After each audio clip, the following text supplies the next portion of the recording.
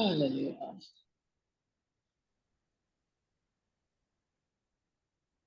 Praise Lord. കേൾക്കാമോ? കേൾക്കാം. കർത്താവിന്റെ ധന്യ തിരുനാമം മഹത്വപ്പെടുമാറാകട്ടെ. അനുഗ്രഹീതമായ നല്ല സമയത്തിനായിട്ട് ദൈവത്തിന് സ്തോത്രം.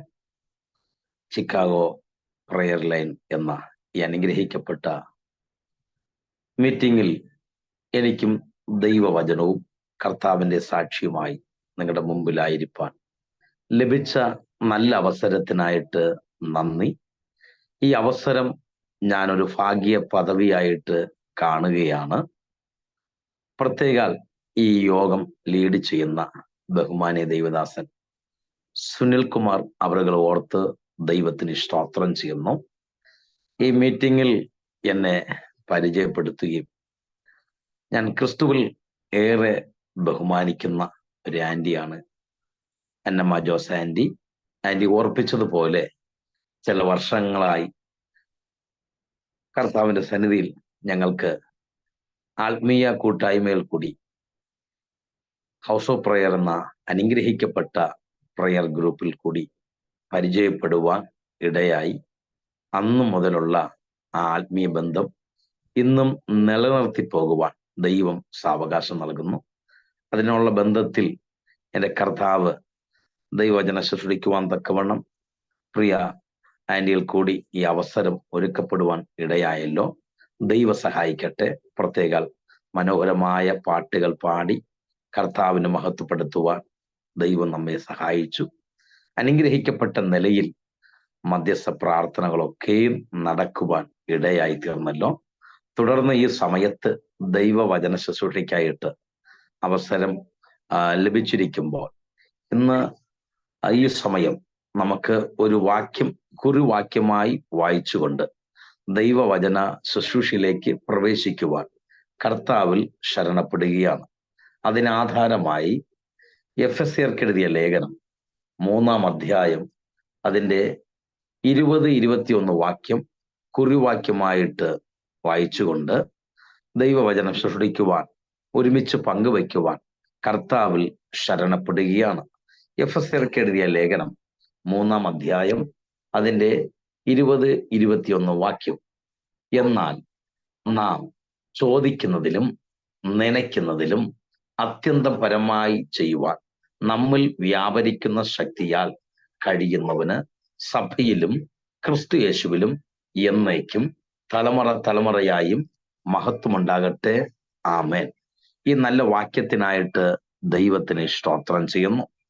ദൈവവചനം പഠിക്കുന്ന, ദൈവവചനം പഠിപ്പിക്കുന്ന, ദൈവവചനം കേൾക്കുന്ന, പ്രസംഗിക്കുന്ന പ്രിയപ്പെട്ടവർക്ക് വളരെ സുപരിചിതമായിരിക്കുന്ന ഒരു വേദഭാഗമാണ് ഈ പകൽ ഈ ഇന്ത്യൻ ടൈം അനുസരിച്ച് ഈ പ്രഭാതത്തിൽ നാം വായിച്ചു കേൾക്കുവാൻ ഇടയായിത്തീർന്നത്. ദൈവവചന ചരിത്രം പഠിച്ചു കഴിഞ്ഞാൽ 1600-ൽ പരം വർഷങ്ങൾ കൊണ്ട് 40-ൽ അധികം വ്യക്തികളാൽ എഴുതപ്പെട്ട പുസ്തകമാണ് വിശുദ്ധ വേദപുസ്തകമെന്ന് നമുക്ക് മനസ്സിലാക്കുവാൻ കഴിയുന്നു. ആഫ്രിക്, യൂറോപ്പ്, ഏഷ്യ എന്നിവിടങ്ങളിലിരുന്ന് എഴുതപ്പെട്ട ഈ പുസ്തകത്തെ 66 പുസ്തകങ്ങളായിട്ടും 1189 അധ്യായങ്ങളായിട്ടും 31,173 വാക്യങ്ങളായിട്ടും 7,83,137 വാക്കുകളായിട്ടും 35,66,480 അക്ഷരവുമുള്ള ഈ വിശുദ്ധ വേദപുസ്തകത്തെ രണ്ടായിട്ട് തരംതിരിച്ചിരിക്കുന്നു. പഴയ നിയമമെന്നും പുതിയ നിയമമെന്നും. പഴയ നിയമം പഠിച്ചു കഴിഞ്ഞാൽ 39 പുസ്തകം, അതിൽ 929 അധ്യായങ്ങളും.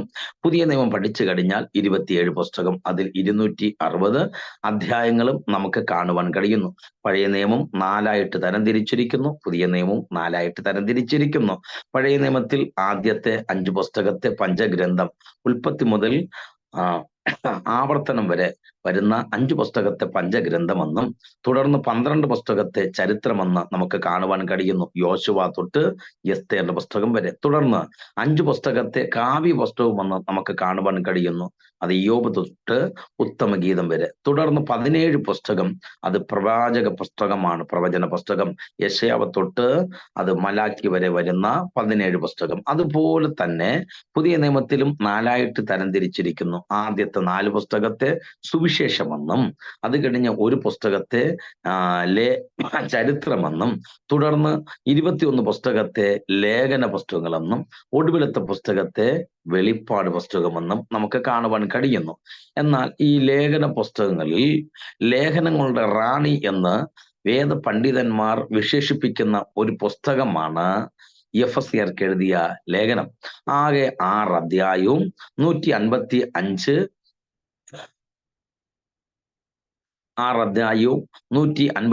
വാക്യങ്ങളുമുള്ള ഈ പുസ്തകത്തിൽ നിന്നും അതിന്റെ 3-ാം അധ്യായം അതിന്റെ 20-21 വാക്യമാണ് കുറിവാക്യമായിട്ട് വായിച്ചു കേൾക്കുവാൻ ഇടയായിത്തീർന്നത്. ആ വാക്യത്തിന്റെ 2 പോയിന്റ് മാത്രം പറഞ്ഞ് അതിൽ നിന്ന് അല്പസമയം ദൈവവചനം സംസാരിച്ച് ഞാൻ എൻ്റെ വാക്കുകൾക്ക് വിരാമം കുറിക്കുവാൻ കർത്താവിൽ ശരണപ്പെടുകയാണ്. ഞാൻ ഓർപ്പിച്ചല്ലോ, ഈ വേദഭാഗം ദൈവവചനം പഠിക്കുന്ന എല്ലാ പ്രിയപ്പെട്ടവർക്കും, പ്രസംഗിച്ച് കേൾക്കുന്ന അല്ലെങ്കിൽ പഠിപ്പിക്കുന്ന പ്രസംഗിക്കുന്നവർക്ക് സുപരിചിതമായിരിക്കുന്ന ഒരു വേദഭാഗമാണ്, നമുക്ക് മനസ്സിലാക്കാൻ കഴിയുന്നു. എന്നാൽ ഇവിടെ നമുക്ക് കാണുവാൻ കഴിയുന്നത് അതിന്റെ 20-ന്റെ 1-ാമത്തെ വാക്യത്തിൽ തന്നെ കാണുവാൻ കഴിയുന്നു. എന്നാൽ നാം ചോദിക്കുന്നതിലും നനയ്ക്കുന്നതിലും അത്യന്തം പരമായി ചെയ്യുന്ന ഒരു നല്ല കർത്താവിനെ അതിനകത്ത് നമുക്ക് കാണുവാൻ കഴിയുന്നു. ഇന്ന് ഈ സമയത്ത് പ്രാർത്ഥനയോടും ദൈവാശ്രയത്തോടും ദൈവത്തിന്റെ സന്നിധിയിലായിരിക്കുന്ന പ്രിയമുള്ളവരെ, നമ്മുടെ ദൈവം ആരെന്നറിയാമോ? അവൻ ചോദിക്കുന്നതിൽ അത്യന്തം പരമായി ചെയ്യുന്നവനാണ്. മാത്രമല്ല, അവൻ നനയ്ക്കുന്നതിലും അത്യന്തം പരമായി ചെയ്യുന്ന ദൈവമാണ്. ഇന്ന് ഈ സമയത്ത് പ്രാർത്ഥനയിൽ നാം ദൈവത്തോട് പല കാര്യങ്ങളും ചോദിപ്പാൻ ഇടയായിത്തീർന്നു. എന്നാൽ ദൈവത്തിന്റെ സമയമാകുമ്പോൾ ദൈവം അത് ചെയ്തു തരുവാൻ ദൈവം വിശ്വസ്തനെന്നുള്ള കാര്യം ഈ സമയത്ത് അറിയാതിരിക്കരുത്. നമ്മുടെ ദൈവത്തിന് അസാധ്യമായിട്ട് ഒന്നുമില്ല. നമ്മുടെ കർത്താവ് സകലത്തിൽ സാധ്യമാക്കുന്ന ദൈവമാണ്. മനുഷ്യർക്ക് അസാധ്യം, ദൈവത്തിനോ സകലവും സാധ്യമെന്ന് ദൈവവചനം നമ്മെ പഠിപ്പിക്കുമ്പോൾ സാധ്യമാക്കുന്ന ദൈവത്തിന്റെ സന്നിധിയിൽ സമയം വേർതിരിച്ച് പ്രാർത്ഥിക്കുന്ന പ്രിയമുള്ളവരെ, നമ്മുടെ പ്രാർത്ഥനകളും നമ്മുടെ കൂട്ടായ്മകളും ഒരിക്കലും വൃഥാവായി പോകത്തില്ല. അത് വിടുതലായി മാറുമെന്ന്, അത് അനുഗ്രഹമായി തീരുമെന്ന്, അത് ദൈവപ്രവൃത്തി കാരണമായി മാറുമെന്ന് വിശ്വസിക്കുന്നവർ ആ കരങ്ങൾ ഉയർത്തി ഒന്ന് ദൈവത്തിന് മഹത്വം കൊടുക്കാമോ? Praise the lord, hallelujah. ദൈവമായ കർത്താവ് പ്രവർത്തിച്ചാൽ ആർക്കും തടുക്കുവാൻ കഴിയത്തില്ല കേട്ടോ. ദൈവം അനുകൂലമെങ്കിൽ ആർ പ്രതികൂലമായി നിൽക്കുവാൻ കഴിയത്തുമില്ല. ഇവിടെ ദൈവവചനം പഠിക്കുമ്പോൾ ചോദിക്കുന്നതിൽ അത്യന്തം പരമായി ചെയ്യുന്ന ദൈവമാണ് നസ്രയനായ യേശു ക്രിസ്തു. നനയ്ക്കുന്നതിൽ അത്യന്തം പരമായി ചെയ്യുന്ന ദൈവമാണ് നസ്രയനായ യേശു ക്രിസ്തു. ദൈവവചനം പഠിക്കുമ്പോൾ പഴയ നിയമം പഠിച്ചാലും പുതിയ നിയമം പഠിക്കുമ്പോഴും നമുക്ക് കാണുവാൻ കഴിയുന്നത് ചോദിച്ച വ്യക്തികളെ നമുക്ക് കാണുവാൻ കഴിയും. പഴയ നിയമം പഠിക്കുമ്പോൾ രൂത്തിന്റെ പുസ്തകം പഠിക്കുമ്പോൾ അതിന്റെ 2-ാം അധ്യായം 7-ാമത് വാക്യം വായിച്ചാൽ അവിടെ ചോദിച്ച ഒരു വ്യക്തിയെ കുറിച്ച് നമുക്ക് കാണുവാനായിട്ട് കഴിയും. രൂത്തിന്റെ പുസ്തകം 2-ന്റെ 7 പഠിക്കുമ്പോൾ അവിടെ നമുക്ക് കാണുന്നത് ചോദിക്കുന്ന ഒരു വ്യക്തിയെ. അവിടെ ഇപ്രകാരമാണ് എഴുതിയിരിക്കുന്നത്, എന്നാൽ നാം അവിടെ എഴുതിയിരിക്കുന്നു, ഞാൻ കൊയ്ത്തുകാരുടെ പിന്നാലെ കറ്റകളുടെ ഇടയിൽ നിന്ന് പിറക്കിക്കൊള്ളട്ടെ. അതെ, അവിടെ പറയുന്നത് ഇപ്രകാരമാണ്, കൊയ്ത്തുകാരുടെ പിന്നാലെ കറ്റകളുടെ ഇടയിൽ നിന്ന് പിറക്കിക്കൊള്ളട്ടെ എന്ന് രൂത്ത് ചോദിച്ചതായിട്ട് നമുക്ക് കാണുവാനായിട്ട് കഴിയുന്നു. വേദപുസ്തകം പഠിക്കുമ്പോൾ ഈ പുസ്തകത്തിനും ഒത്തിരി പ്രത്യേകതയുണ്ട്. നമുക്കറിയാമല്ലോ, സ്ത്രീകളുടെ പേരിൽ അല്ലെങ്കിൽ സഹോദരിമാരുടെ പേരിൽ അറിയപ്പെടുന്ന 2 പുസ്തകമാണ് വേദപുസ്തകത്തിലുള്ളത്. അതിൽ ഒന്ന് രൂത്തിന്റെ പുസ്തകം, മറ്റൊന്ന് എസ്തേറിന്റെ പുസ്തകമാണ്. ഈ രൂത്തിന്റെ പുസ്തകം പഠിക്കുമ്പോഴും അതിനകത്ത് വലിയ ചിന്തകളും വലിയ ദൂതുകളും നമുക്ക് കാണുവാൻ കഴിയുന്നു. രൂത്തിന്റെ പുസ്തകം ഒരു ചെറിയ പുസ്തകമാണ്. രൂത്തിന്റെ പുസ്തകം പഠിക്കുമ്പോൾ അതിൽ 4 അധ്യായങ്ങൾ മാത്രം അടങ്ങിയിരിക്കുന്ന ഒരു പുസ്തകമാണ്. ഈ 4 അധ്യായത്തിനും 4 പ്രത്യേകതകൾ നമുക്ക് കാണുവാൻ കഴിയുന്നു. 1-ാം അധ്യായം പഠിച്ചു കഴിഞ്ഞാൽ അതൊരു തീരുമാനത്തിന്റെ അധ്യായമാണെന്നും, 2-ാം അധ്യായം പഠിച്ചാൽ അതൊരു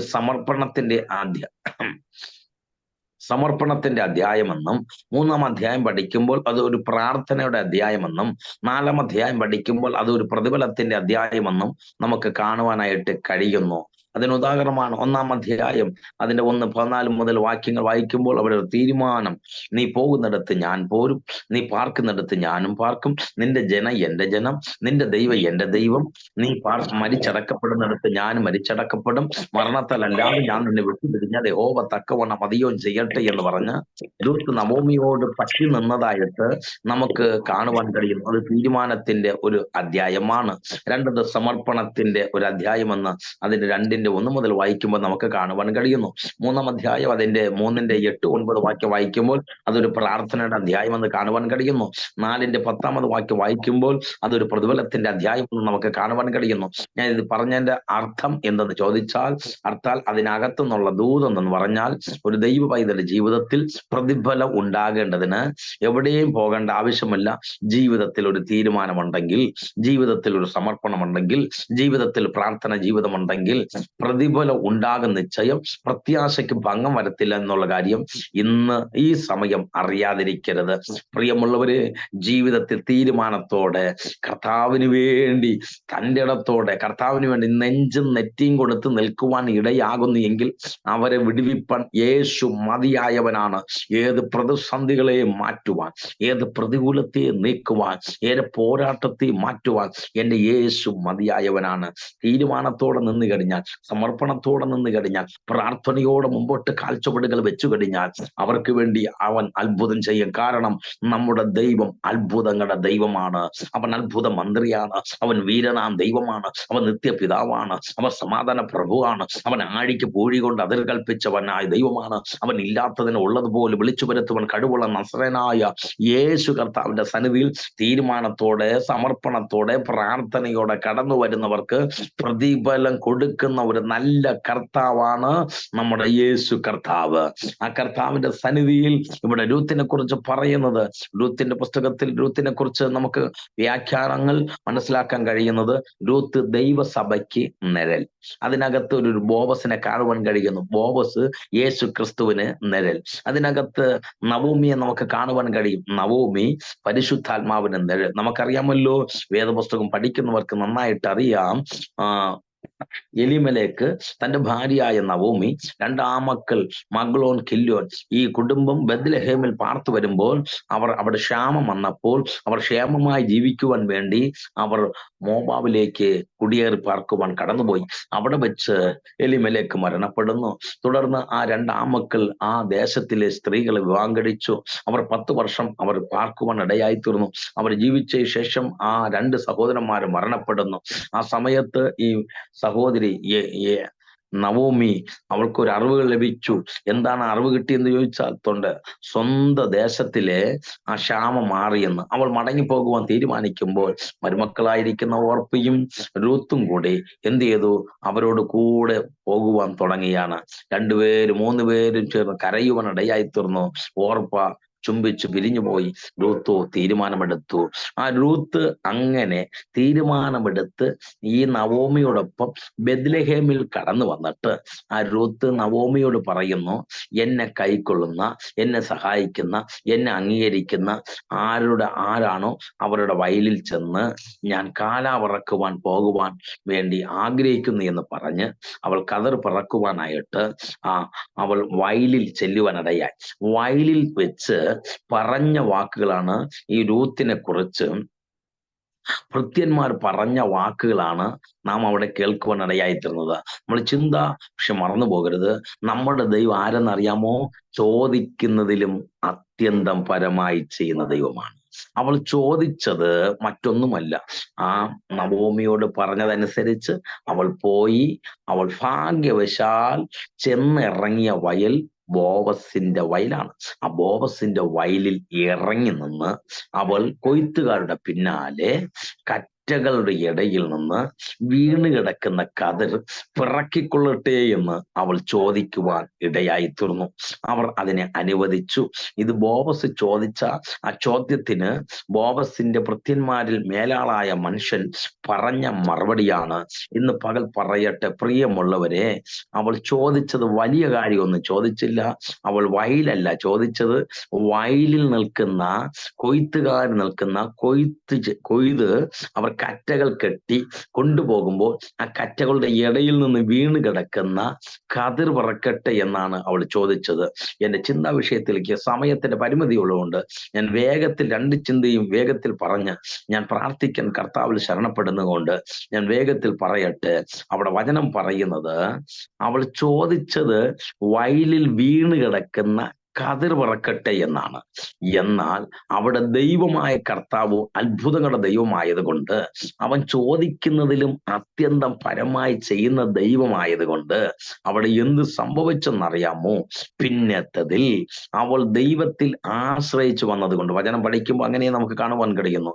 2:12 വാക്യത്തിലും അതുപോലെ 3:8-9 വാക്യത്തിലൊക്കെ നമുക്ക് കാണുവാൻ കഴിയുന്നത്, ആ ഭാഗങ്ങൾ പരിശോധിക്കുമ്പോൾ മനസ്സിലാക്കാൻ കഴിയുന്നത് അവൾ തീരുമാനമുള്ളവളാണ്, അവൾ സമർപ്പണമുള്ളവളാണ്, പ്രാർത്ഥന ജീവിതമുള്ളവളാണ് എന്ന മനസ്സിലാക്കി ദൈവമായ കർത്താവ് അവൾക്ക് വേണ്ടി പ്രവർത്തിക്കുവാൻ ഇടയായി. എങ്ങനെ? അവൾ ചോദിച്ചത് എന്തെന്നറിയാമോ? വയലിൽ വീണ് കിടക്കുന്ന കതിർ പറക്കട്ടെ എന്ന് ചോദിച്ചു. എന്നാൽ എൻ്റെ ദൈവമായ കർത്താവ് അവൾക്ക് വേണ്ടി ചെയ്തതെന്തെന്നറിയാമോ? ആ പുസ്തകം വായിച്ച് നാം മനസ്സിലാക്കി കഴിഞ്ഞാൽ നമുക്ക് കാണുവാൻ കഴിയുന്നു, അവൾ കതിർ പറക്കുവാൻ ഇറങ്ങിയ വയൽ അവൾക്ക് സ്വന്തമായി തീരുവാനിടയായി തീർന്നു. മാത്രമല്ല കേട്ടോ, അതിന് പിന്നിലുള്ള കാരണം എന്ന് വെച്ചാൽ അവിടെ തീരുമാനമാണ്.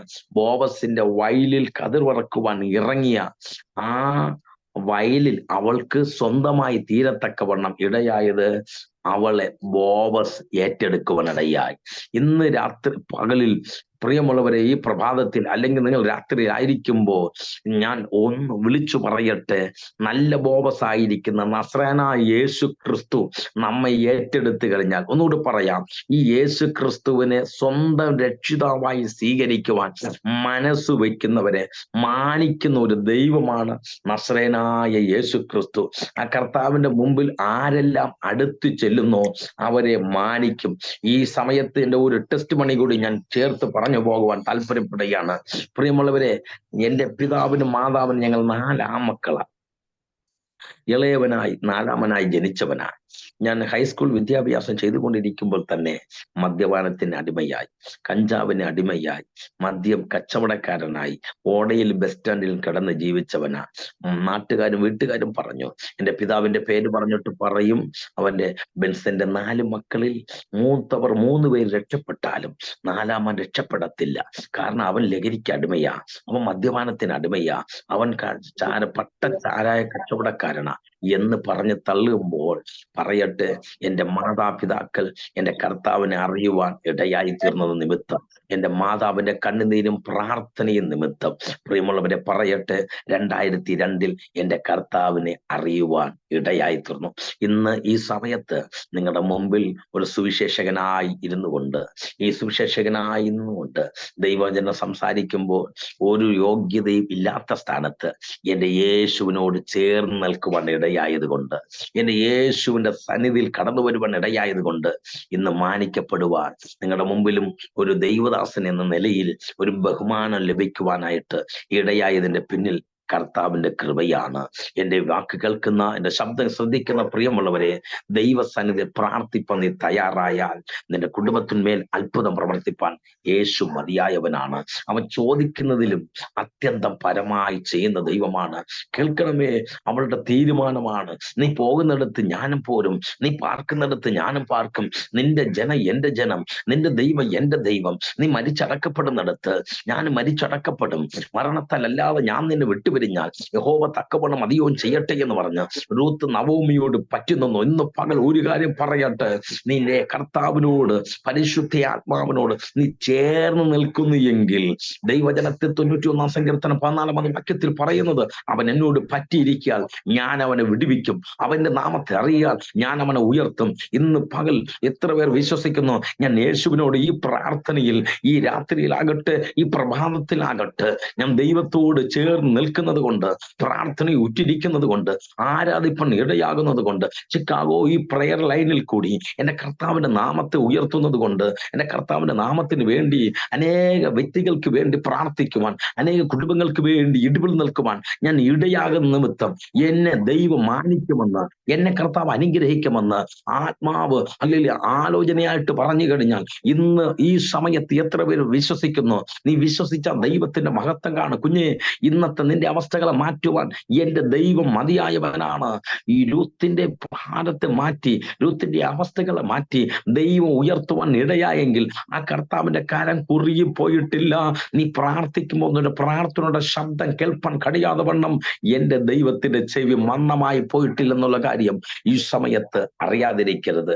പ്രിയമുള്ളവരെ, രൂത്ത് തീരുമാനത്തോടെ നിന്നതുകൊണ്ട്, സമർപ്പണത്തോടെ നിന്നതുകൊണ്ട്, പ്രാർത്ഥനയോടെ നിന്നതുകൊണ്ട് വചനം പഠിച്ചുകളെ നമുക്ക് കാണുവാൻ കഴിയുന്നു. രൂത്ത് ആ പുസ്തകത്തിൽ 3:8-9 വാക്യം വായിക്കുമ്പോൾ നവോമിയുടെ വാക്കുകൾ കേട്ട് രൂത്ത് ബോവസിന്റെ അടുക്കൽ ചെന്ന് അവന്റെ കാൽക്കൽ ചെന്നിരിക്കുക. അവൾ രാത്രി അവിടെ കിടന്നുറങ്ങുകയാണ്. അർദ്ധരാത്രി ആയപ്പോൾ അവൻ ഞെട്ടി ഉണർന്നു. നോക്കിയപ്പോൾ അവന്റെ കാൽക്കൽ ഒരു സ്ത്രീ കിടക്കുന്നത് കണ്ടു. ബോവസ് ചോദിക്കുകയാണ്, നീ ആരാകുന്നു? രൂത്ത് മറുപടി പറയുകയാണ്, ഞാൻ നിന്റെ ദാസിയായ രൂത്ത്. ഞാൻ എന്തിനെന്നറിയാമോ? നിന്റെ കാൽക്കൽ വന്നിരിക്കുന്നത് നിന്റെ പുതപ്പ് അടിയന്റെ മേൽ ഇടണമേ. ഇന്ന് പകൽ വിളിച്ചു പറയട്ടെ, സ്വർഗം എന്റെ സിംഹാസനം, ഭൂമി എന്റെ പാദപീഠമെന്ന് അരുളി ചെയ്ത നസറേനായ യേശു ക്രിസ്തുവിന്റെ പാദപീഠത്തിൽ നിന്ന് പ്രാർത്ഥിക്കുന്ന പ്രിയമുള്ളവരെ, അനുഗ്രഹത്തിന്റെ പുതപ്പ് നിന്റെ മേൽ പകരപ്പെടുവാൻ, വിടുതലിന്റെ പുതപ്പ് നിന്റെ മേൽ പകരപ്പെടുവാൻ, രോഗശാന്തിയുടെ പുതപ്പ് നിന്റെ മേൽ പകരപ്പെടുവാൻ, സൗഖ്യത്തിന്റെ പുതപ്പ് നിന്റെ മേൽ പകരപ്പെടുവാൻ, നിന്റെ കുടുംബത്തിന്മേൽ പകരപ്പെടുവാൻ എന്റെ കർത്താവ് മതിയായവൻ എന്നുള്ള കാര്യം മറന്നു പോകരുത്. വചനം പഠിക്കുമ്പോൾ നമുക്ക് കാണുവാൻ കഴിയുന്നു. ആ 3-ാം അധ്യായത്തിൽ മനസ്സിലാക്കുന്നത് ഇങ്ങനെയാണ്. ബോവസ് 3:11 പറയുന്നു, മകളെ ഭയപ്പെടേണ്ട, നീ ചോദിക്കുന്നതൊക്കെ ഞാൻ നിനക്ക് നൽകാം. അവൾ എന്താ ചോദിച്ചത്? പുതപ്പാണ് ചോദിച്ചത്. അടിയന്റെ മേൽ നിന്റെ പുതപ്പിടണം. അവൾക്കറിയാം ഈ പുതപ്പ് വീണ് കഴിഞ്ഞാൽ അത് അനുഗ്രഹമാണ്. ഈ പുതപ്പ് അവൾക്ക് കിട്ടിക്കഴിഞ്ഞാൽ അവൾ വെറും കൈയോട് കൂടി പോകേണ്ടി വരത്തില്ല. വചനം പഠിക്കുന്നവർക്കറിയാം ആ പുതപ്പ് അവൾക്ക് ബോവസ് കൊടുത്തു. ആ പുതപ്പുമായിട്ട് ഭവനത്തിൽ മടങ്ങുമ്പോൾ ആ പുതപ്പിൽ 6 ഇടങ്ങാഴി യവം അളന്നു കൊടുക്കുവാനിടയായി. ഇന്ന് പകൽ വിളിച്ചു പറയട്ടെ, അനുഗ്രഹത്തിന്റെ പുതപ്പ് നിന്റെ മേൽ വീണ് കഴിഞ്ഞാൽ ദൈവീയ അനുഗ്രഹങ്ങളെ കൊണ്ട് ദൈവം നിറച്ചിരിക്കും. മാത്രമല്ല, ആ അനുഗ്രഹത്തിന്റെ പുതപ്പ് അവളുടെ മേൽ വീഴുവാൻ കാരണം അവളുടെ തീരുമാനമാണ്, സമർപ്പണമാണ്, പ്രാർത്ഥനയാണ്. എനിക്ക് പറയാനായിട്ടുള്ളത്, അവൾ ചോദിച്ചത് ഒരു ചെറിയ കാര്യമാണ്. പിന്നത്തിൽ നമുക്ക് അവിടെ കാണുവാൻ കഴിയുന്നത്, അവൾക്ക് ആ ബോവസ് അവളെ വീണ്ടെടുത്തത് നിമിത്തം, ബോവസ് വീണ്ടെടുപ്പുകാരനാണ്. ബോവസ് വീണ്ടെടുത്തത് നിമിത്തം ആ വയൽ അവൾക്ക് സ്വന്തമായി, ബോവസിന്റെ വീട് അവൾക്ക് സ്വന്തമായി, ബോവസ് തന്നെ അവൾക്ക് സ്വന്തമായി കഴിഞ്ഞു. മാത്രമല്ല, എന്തിനേറെ പറയണം, യേശു ക്രിസ്തുവിന്റെ വലിയ മച്ചി എന്നുള്ള പദവി വരെയും ഈ രൂത്തിന് സ്വന്തമായി തീർന്നു. വേദപുസ്തകം പഠിക്കുമ്പോൾ പുതിയ നിയമത്തിൽ മത്തായി സുവിശേഷത്തിൽ നമുക്ക് കാണുവാൻ കഴിയുന്നത്, അവിടെ ഇപ്രകാരം കാണുന്നു, അബ്രഹാമിന്റെ സന്തതിയായ, ദാവീദിന്റെ സന്തതിയായ യേശു ക്രിസ്തുവിന്റെ വംശാവലി എന്ന് പറയുമ്പോൾ, യേശു ക്രിസ്തുവിന്റെ വംശാവലിയെ കുറിച്ച് അവിടെ എഴുതിയിരിക്കുമ്പോൾ അബ്രഹാമിന്റെ സന്തതിയായ ദാവീദിന്റെ സന്തതിയാണ് യേശു ക്രിസ്തു എങ്കിൽ ദാവീദിന്റെ പിതാവിന്റെ പേരെന്താണ്? ഇശായി എന്നാണ്. ദാവീദിന്റെ പിതാവിന്റെ പേര് ഇശായി എങ്കിൽ ഇശായിയുടെ പിതാവിന്റെ പേര് ഓബേദാണ്. ഓബേദിന്റെ പിതാവിന്റെ പേര് ബോവസ് എന്ന് നമുക്ക് കാണുവാൻ കഴിയുന്നു. അങ്ങനെയെങ്കിൽ ഓബേദിന്റെ അമ്മ ആരെന്നറിയാമോ? രൂത്താണ്. ഈ ബോവസ് അവളെ വീണ്ടെടുത്തപ്പോൾ ബോവസിൽ രൂത്തിനുണ്ടായ മകനാണ് ഓബേദ്. ഓബേദിന്റെ മകനാണ് ഇശായി. ഇശായിയുടെ മകനാണ് ദാവീദ്. ദാവീദിന്റെ സന്തതിയായിട്ട് നസറേനായ യേശു ക്രിസ്തു ജനിച്ചു. അങ്ങനെങ്കിൽ യേശു ക്രിസ്തുവിന്റെ വലിയ മച്ചി എന്നുള്ള പദവിയും ഈ രൂത്തിന് ലഭിപ്പാൻ ഇടയായി തീർന്നു. ഞാൻ പറഞ്ഞതിന്റെ സാരം, അവൾ ചോദിച്ചത് ഒരു ചെറിയ കാര്യമാണ്, ദൈവം നൽകിയതോ വലിയ കാര്യമാണ്. ഇന്ന് പകലിൽ ദൈവസന്നിധിയിൽ ഇരുന്ന് ചോദിക്കുന്നത് ഒരു ചെറിയ കാര്യമായിരിക്കാം, ദൈവം നിനക്ക് വേണ്ടി ചെയ്യുന്നത് വൻകാര്യമായിരിക്കാം. എത്ര പേർ വിശ്വസിക്കുന്നു ഞാൻ ദൈവസന്നിധിയിൽ ഒരു ചെറിയ കാര്യം ചോദിക്കുമ്പോൾ എന്റെ യേശുപ്പച്ചൻ എനിക്ക് വേണ്ടി വലിയവ കാര്യം ചെയ്യും, എന്റെ കുടുംബത്തിന് വേണ്ടി വലിയവ ചെയ്യും, എന്റെ തലമുറകൾക്ക് വേണ്ടി വലിയവ ചെയ്യും. ഇന്നത്തെ കഷ്ടപ്പാടുകൾ മാറും, ഇന്നത്തെ പ്രതികൂലങ്ങൾ മാറും, ഇന്നത്തെ പ്രയാസങ്ങൾ മാറും. എന്റെ യേശുപ്പച്ചൻ അത്ഭുതം ചെയ്യുമെന്ന് ഇന്ന് പകൽ വിശ്വസിക്കുന്നവർക്കായിട്ട് ഞാൻ ദൈവത്തിന് സ്തോത്രം ചെയ്യാണ്. ഒരു കാര്യം കൂടെ പറഞ്ഞ് ഞാൻ എന്റെ വാക്കുകൾക്ക് വിരാമം കുറിക്കുവാൻ ആഗ്രഹിക്കുകയാണ്. നമ്മുടെ ദൈവം ചോദിക്കുന്നതിൽ മാത്രമല്ല, നനയ്ക്കുന്നതിലും അത്യന്തം. നനയ്ക്കുക എന്ന് പറഞ്ഞാൽ സങ്കല്പിക്കുക, വിചാരിക്കുക, ചിന്തിക്കുക. അതിലും അത്യന്തം പരമായി ചെയ്യുന്ന ദൈവമാണ് നസറേയനായ യേശു ക്രിസ്തു. വേദപുസ്തകം പഠിക്കുമ്പോൾ യേശു ക്രിസ്തുവിന്റെ പരസ്യ ശുശ്രൂഷ കാലഘട്ടത്തിൽ ഒരിക്കൽ പത്രോസ് ഒരു ഭാഗത്ത് നിൽക്കുമ്പോൾ കരം കളക്ട് ചെയ്യുന്നവർ പത്രോസിന്റെ അടുക്കൽ വന്നിട്ട് കരം പിരിക്കുന്നവർ പത്രോസിനോട് ചോദിക്കുകയാണ്. അത് മത്തായി സുവിശേഷം 17-ാം അധ്യായം അതിന്റെ 24 മുതൽ 27 വരെയുള്ള വാക്യത്തിൽ വായിച്ചാൽ നമുക്ക് കാണുവാനായിട്ട് കഴിയുന്നു. അവിടെ എഴുതിയിരിക്കുന്ന ഇപ്രകാരം: പത്രോസിന്റെ അടുക്കൽ ഈ കരം കളക്ട് ചെയ്യുന്നവർ കടന്നു വന്നിട്ട് ചോദിക്കുകയാണ്, നിങ്ങളുടെ ഗുരുവായ യേശു ക്രിസ്തു കരം കൊടുക്കുന്നില്ലയോ എന്ന് ചോദിച്ചു. പത്രോസ് പറഞ്ഞു, അതെ കൊടുക്കുന്നു എന്ന് പറഞ്ഞു. അത് പറഞ്ഞിട്ട് അവൻ വീട്ടിൽ വന്ന് നിൽക്കുമ്പോൾ പത്രോസ് ഒന്നും പറയാതെ നിൽക്കുമ്പോൾ തന്നെ യേശു അവനോട് ചോദിക്കുന്നു, ശിമോനെ, നിനക്ക് എന്ത് തോന്നുന്നു? ഭൂമിയിലെ രാജാക്കന്മാർ ആരോടാണ് കരം കളക്ട് ചെയ്യുന്നത്? പുത്രന്മാരിൽ നിന്നാണോ അതോ അന്യരിൽ നിന്നാണോ? അവൻ പറയുകയാണ്, പുത്രന്മാരിൽ നിന്നല്ല, അന്യരിൽ നിന്നാണ്. അങ്ങനെയെങ്കിൽ പുത്രന്മാർ ഒഴിവുള്ളവരല്ലോ. എങ്കിലും അവർക്ക് ഇടർച്ച വരാതിരിക്കേണ്ടതിന് നീ കടലിൽ ചെന്ന് നീ ചൂണ്ടലിട്ട് ആദ്യം കിട്ടുന്ന മീനിനെ എടുക്കുക. അതിന്റെ വായ് തുറക്കുമ്പോൾ അവിടെ നിന്ന് ഒരു ചതുർദ്രഹ്മ പണം ലഭിക്കുവാൻ ഇടയായിത്തീരും. ആ കാലഘട്ടത്തിൽ ചരിത്രം പഠിച്ചു കഴിഞ്ഞാൽ നമുക്ക് കാണുവാൻ കഴിയുന്നത്, ആ കാലഘട്ടത്തിൽ ഒരു മനുഷ്യൻ ദേവാലയ നികുതിയായിട്ട് കരം കൊടുക്കേണ്ടത് 2 പണമാണ്. അവിടെ എഴുതിയിട്ടുണ്ട്. പത്രോസിനോട് ചോദിക്കുമ്പോൾ പത്രോസിനോട് പറയുന്നത്, നിങ്ങളുടെ ഗുരു ദ്വൈദ്രഹ്മ പണം കൊടുക്കുന്നില്ലയോ എന്ന് പറഞ്ഞാൽ, ദ്വൈദ്രഹ്മ പണം എന്ന് പറഞ്ഞാൽ 2 ദ്രഹ്മ എന്നാണ്. ഈ 2 ദ്രഹ്മയാണ് ഒരു മനുഷ്യൻ കരം കൊടുക്കേണ്ടത്. കൊടുക്കുന്നില്ലയോ എന്ന പത്രോസ് പറയാണ്, അതെ കൊടുക്കും എന്ന് പറയുന്നു. എന്ന പത്രോസിന്റെ ഹൃദയത്തിലെ ചിന്ത എന്തെന്നറിയാമോ? യേശു ക്രിസ്തുവിന് കരം കൊടുക്കുവാൻ ഒരു ബുദ്ധിമുട്ടുമില്ല. കാരണം അവൻ അത്ഭുതങ്ങളുടെ ദൈവമാണ്.